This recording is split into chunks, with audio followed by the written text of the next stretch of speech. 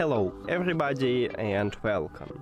In this video I'm going to show you how to enable or disable mono audio for your earbuds XIAOMI Buds 5 Pro.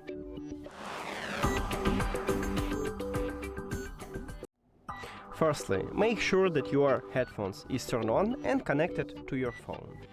After that, open Settings and then scroll down.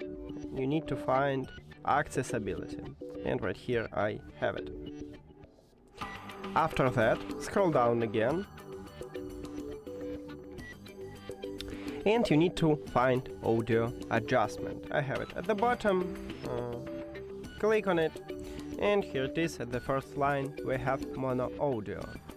To enable it, just click at the slider near to it if the slider have empty background. And to disable it, the same, but if the slider have colorful background. Just tap one time. And that's it!